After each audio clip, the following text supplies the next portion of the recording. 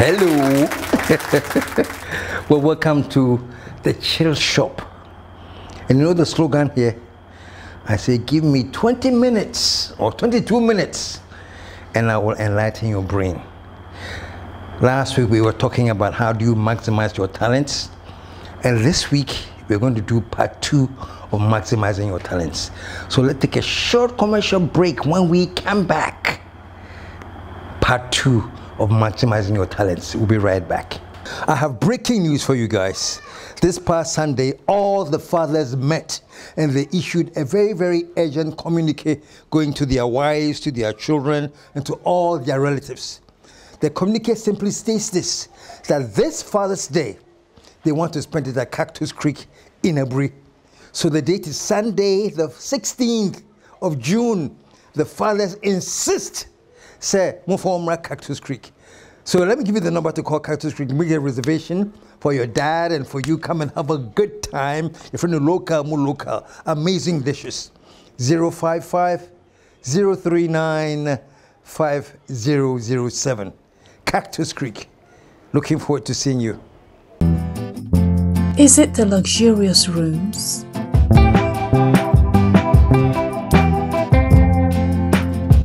Or the serene green surroundings? Is it the tempting swimming pool?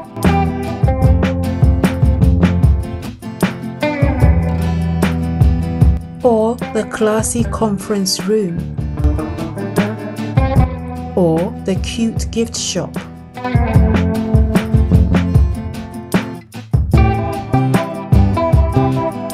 Maybe it's our chef's array of cooking delights. Whichever way, it's all about Cactus Creek.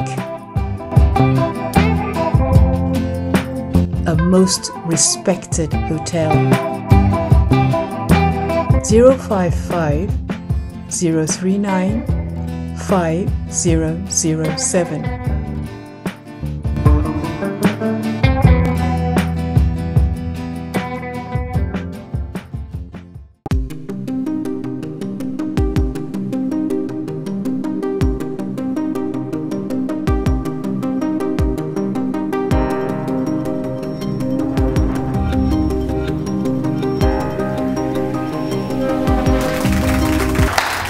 Thank you. We are definitely back and we're talking about how do you maximize your talents. For those of you who tuned in the last time, I don't even want to go over everything because fortunately everything is online. You can go online right now and find out part 1 of how to maximize your talents. Now this is part 2. And if you were listening in the first part, this is what I said. It is not enough to be talented. You have to understand the craft. That is the whole point. Understanding the craft is the issue. There are many people that can sing. When they open their mouth and they say they are singing, you just like, oh wow, this is beautiful. But they are going to keep it there. So me, I can sing, it's my talent. Whenever I go to competition, so I sing, it's my talent. And that's what they'll keep it to. Oh, me, I sing, it's my talent. Me, I sing, it's my talent. Let me tell you something. They say if you don't use it, you lose it. No matter how great a singer you are, if you don't use your skills, if you don't train your skills, if you don't hone into that talent by understanding the craft, you will lose it. It is not an accident that we have many musicians in this country. Those that are excelling have gone a step beyond everything, and they are actually working hard, pushing hard on polishing their craft. If you don't use it, you lose it. And I'm using music just an example. It applies to mathematics, it applies to law, it applies to architecture, it applies to being a designer, it applies to being a carpenter. Everything, you may have the talent in it, but take time and understand the craft. The craft is actually understanding the fundamentals of what it takes to succeed. And trust me, those who are able to maximize their talent, no matter what the talent is, they are making good money from maximizing their talent. It is not easy, but trust me, those who take time to study the craft, you'll be amazed at how they can develop the craft and maximize. You are all young ones, you know, so you probably don't know somebody like Michael Jackson, but I'm sure you have heard of Michael Jackson. One of the greatest all-time musicians and dancers of all time. Michael Jackson could rehearse. He can go into rehearsal for 12 hours a day. No rehearsing. 12 hours a day. What is he doing? He is polishing his craft. Let me come home. I'm telling you, all these singers, not that I know them one-on-one on that personal level, but Sarkodie, Yeduble Ambole, Rexuma. Let me name few names that we know. Shatawale. You'll be amazed how much time they spend in their studio trying to perfect their craft. They work on it and work on it and work on. When you hear pam pam pam pam, that's Shatawale. When you hear you talk pam pam pam, you thought it was an overnight thing. You will be surprised how many hours, what the effort he put into pam pam pam. It is not as simple as it sounds. They make it look simple because they are polished their craft. Let me stray away from the music scene. There are some lawyers who have their name that, Charlie, if you have this lawyer in court for you, if it's your defense, the prosecution will run. They are excellent lawyers. I don't want to mention names because you may not even know them, but it's not important, you know. But at least let me just take the chance and mention one name. Thaddeus Sorry. One heck of an attorney. He loved it. It was his passion. And he's a lawyer. And he practices it with passion. I want you to understand something. Say, it just doesn't happen, no, that somebody is maximizing their talent. Medicine, trust me, there are so many doctors we have. There are doctors who are doctors because their family insisted, say, who will be a doctor? Hey, Charlie, you need doctor more into who not be a doctor. No? Did they have any interest in being a doctor or anything like that? Not really. But well, the father is paying the fees. Also be a doctor. And I say, my papa say me a doctor. And I'm a lawyer, and I'm a architect. I'm a person, so that is what I should do. I'm not dogging any of them. I'm saying that if you meet a doctor who has become a doctor, not because they have the passion for it, not because all the time they were growing up they could do things that you can think say acquire easily. When he becomes a doctor, it's going to be a different thing. No, they were actually forced into that profession. I'm not limiting to doctors alone, everything else. But the main thing in Ghana, there, we're a lawyer, now you're a doctor. Those are the main things, you know. Of late, IT is coming up very, very strongly, you know. Even now, soccer is like very, very, very big. when we're growing up, who born dogs? They say, no, bobo, but today, you know, some of the best paid people are playing soccer. Things have changed, the dynamics have changed. Okay? But with soccer, it's a different thing because you have to know how to play it as a talent and you learn the craft automatically. But some things like law and doctorate and everything, doctors, is different too. I'm telling you, if you are a doctor because that's what your father or mother wanted you to be, that's what your family wanted to be, I'm not taking anything away from you. There are some great doctors who have gone through that way. So not that they have any love for it, but their parents wanted them to be doctors. Indeed, they have now, you know, become doctors. And there are some very, very, very wonderful doctors who have come from that. But I'm saying this, if the person has always wanted to be a doctor, even their childhood, the things they were doing and things that the doctorate thing, being a doctor and caring for some people was an innate thing inside them. And they have that innate ability to care and want to heal. When that person becomes a doctor, as opposed to Ubia, who was supposed to be a doctor, they can all be fantastic doctors. But trust me, the one that has the passion for it will be at, you remember the basket riding thing? They'll be at level 4. The one who was forced into doctor may, at the best, be level 3 or even level 2. Every time their seniors have to be around making sure that things are right. Level 2. No complete autonomy yet. They can get to level 3, that is fine. But if they were a doctor that was in it, something that they always want to do, level 4.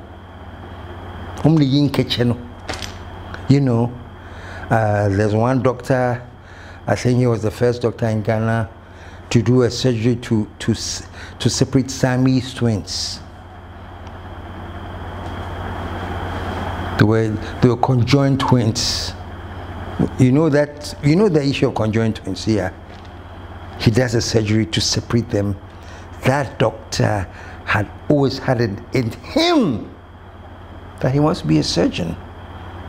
I'm not saying it's easy now or came natural, but I'm saying that those that have the passion, they excel. They go beyond just being a doctor. They go to the level where they care so much, where they actually read books and start coming up with different things that we haven't thought about. No, all I'm saying is this. Whatever it is that you have a natural talent for, don't be afraid to pursue it. If it's carpentry, you'll be amazed at the kind of money people have made from doing carpentry, woodworks, establishing furniture companies and things. And all of it boils down to their foundation was that they had a love for woodworking and carpentry. And they didn't end there.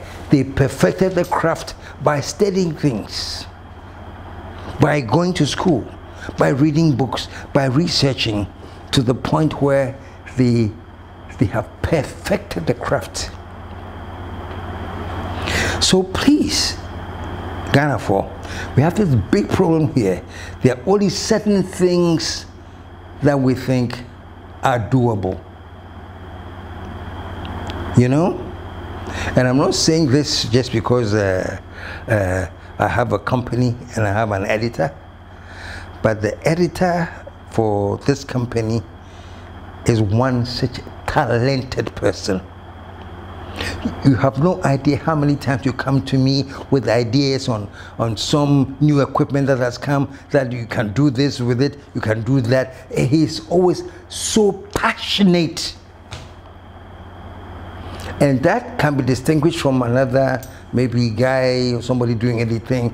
If you bring the stuff, me, I'll edit it. I've studied how to do it, so I know how to do it into the bar, you know.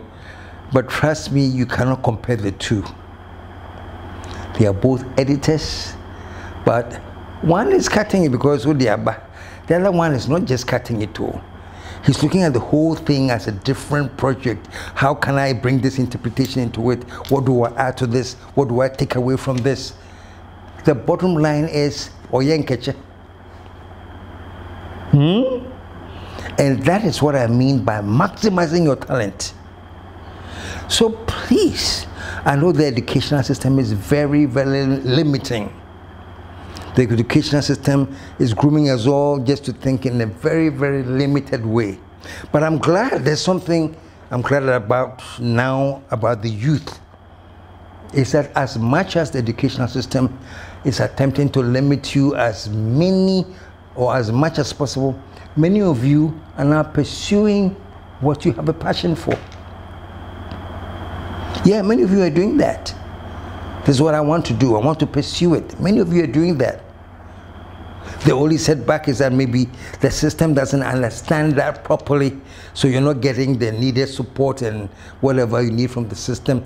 But trust me, that passion to pursue, learn the craft, and no matter what it is. I'm sorry that I have to use myself as an example all the time. You know, when I studied in the US for a long time and I returned to Ghana, you know, I came from a very, very distinguished university in New York, one of the best universities in the world when it comes to filmmaking, NYU.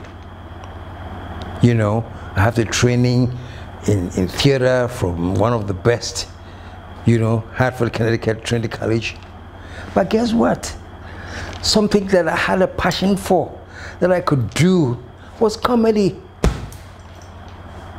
So for me, it didn't matter, say, I've come from the US and I have my master's and blah, blah, blah. No.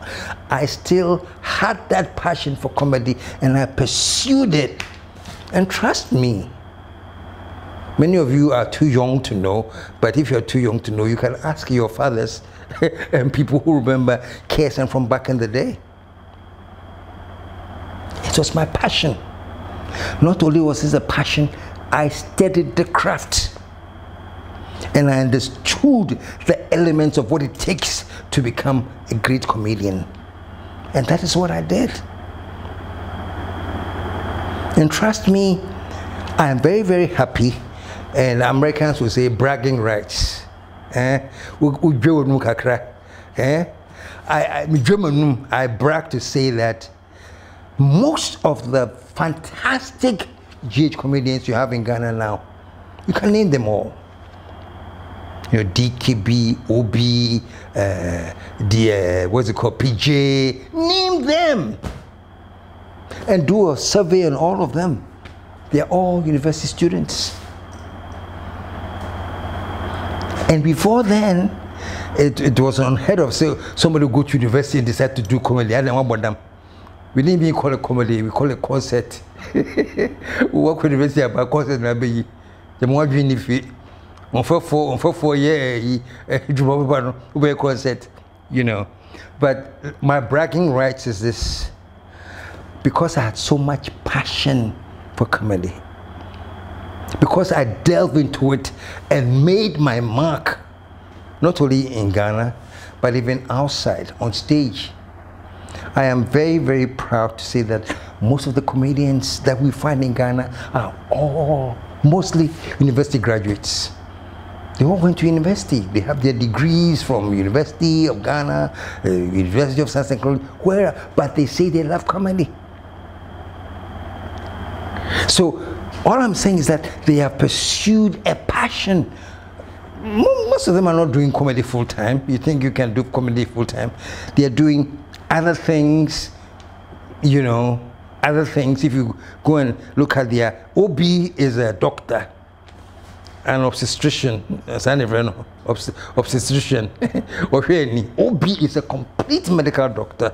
You see that guy on stage, man, he will make you laugh. And let me tell you something I've studied with Obi. He studies his craft. Always reading books, looking at other comedians in Ghana and abroad, following their history, what they do. PJ does the same. My own son here, what's his name? James, the idiot. You'll be amazed.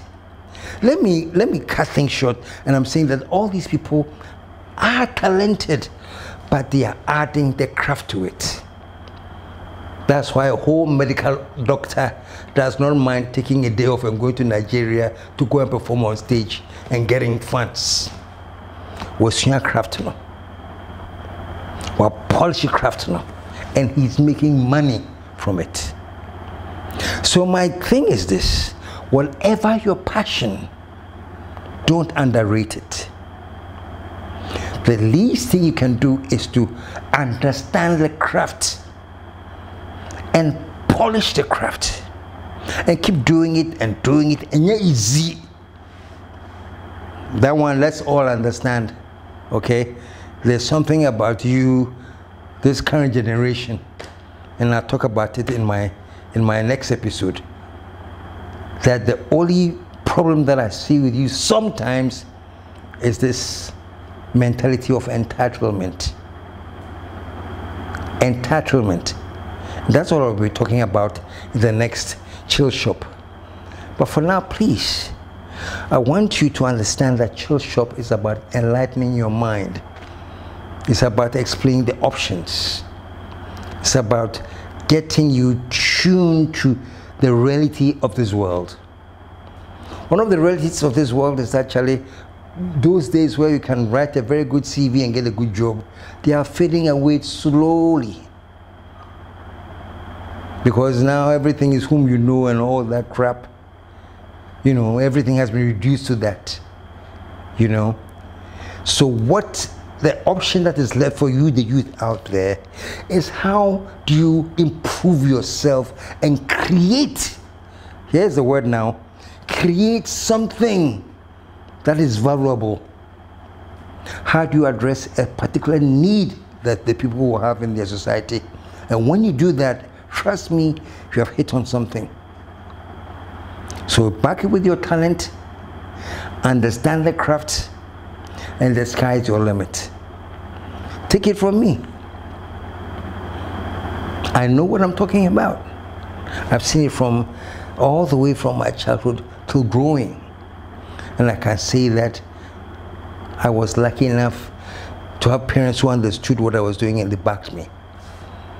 But anybody who has a talent that they're having problems with, don't let it go. Just hold on to it. If your parents want you to go and be a lawyer because they are paying the money, well, they're quiet.